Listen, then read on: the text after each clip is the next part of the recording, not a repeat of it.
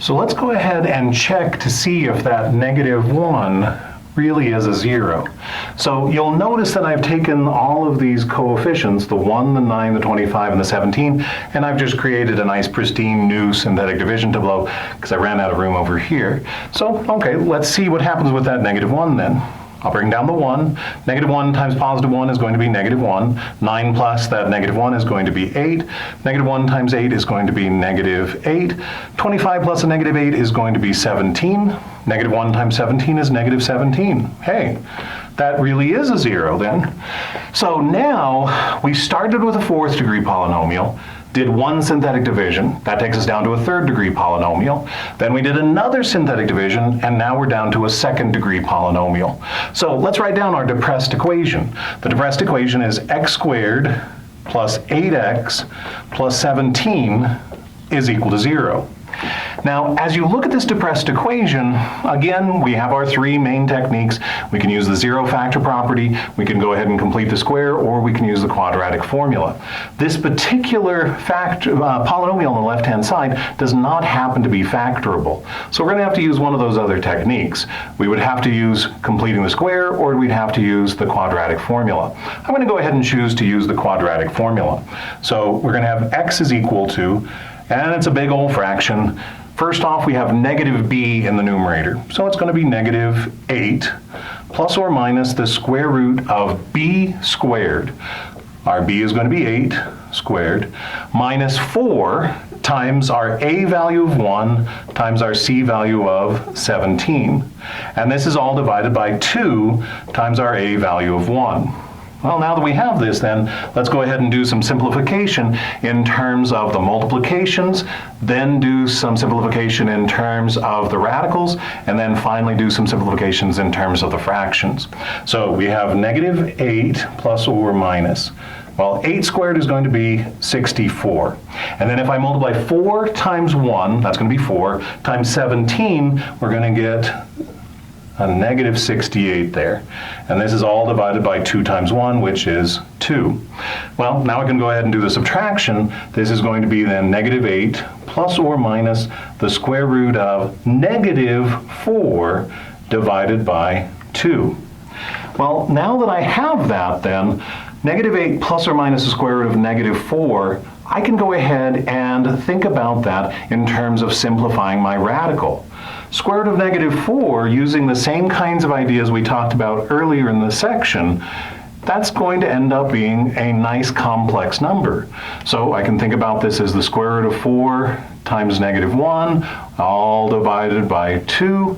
Square root of 4 is going to give me 2, and remember the square root of -1 is that special number called I, so we'll go ahead and put that I in there, and this is all divided by 2. So now that we have that then, we've simplified our radical. Well, the last thing that we need to do then is simplify our fraction. Now you have to be careful when you do this kind of thing to make sure that you're dividing every term in the numerator by that 2. So if I take my -8 and divide by the 2, I'm going to get -4, and then if I take the positive and -2i and divide by the 2, I'm going to get positive and -i. So I now have -4 plus or minus I. Well, let's go ahead and count out how many zeros we found at this point.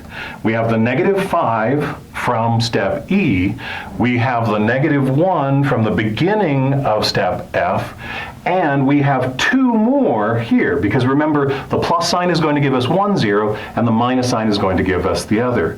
So we started with a 4th degree polynomial. A 4th degree polynomial should have 4 complex zeros, and we have found all 4 of those complex zeros. Now again, be careful.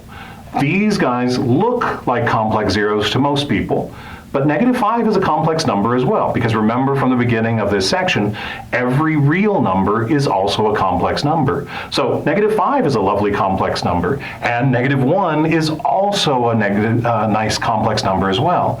So both of these are complex zeros for a function too. So here's complex zero number 1, complex zero number 2, and complex zeros 3 and 4. So now that we have that, then when we get to part G and they say write down all of the complex zeros, don't forget the ones that are real numbers as well. So -5 is one of our complex zeros, -1 is one of our complex zeros, and then we have our two friends here. Now what I'm going to do to prepare myself for part H, I'm going to go ahead and break these guys down. So I'm going to have -4 plus I, and then I'm going to have -4 minus I. So now that I have that, I'm ready for part H. And part H, once again, goes back to section 5.1 and says, if you know the zeros, you can write down those factors. So our polynomial in factored form, we're going to have f of x equals, if we have a 0 of -5, we're going to have a factor of x plus 5.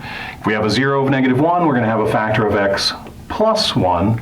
And then remember, when we have these polynomial zeros, zeros that have more than one term, you have to think about the sign change on both of those terms. So our factor is going to be x plus 4 minus I associated with our first zero, and then both of these are going to change signs for our last zero, x plus 4 plus I. Now, the only thing that we have left to this point, I said that in section 5.5, sometimes we're also going to have a leading coefficient that we're going to have to put in here. So if all of these different factors end up not giving us the right leading coefficient, we might have to put in a 7 or a 5 or something at the beginning, just to make sure that the leading coefficient of the factored form agrees with the leading coefficient of the original function. Now, if you look at the original function, our leading coefficient was 1. We already have a 1 sitting there. So on this particular problem, we don't need to tack in anything new. So that means we're done with this particular problem. And there's our answer for part H. Our factored form for this function is given. At this point, we're done with example 4. What that means then is that you are now ready to go ahead and do all of the homework in MyLab Math associated with section 5.6. Have fun.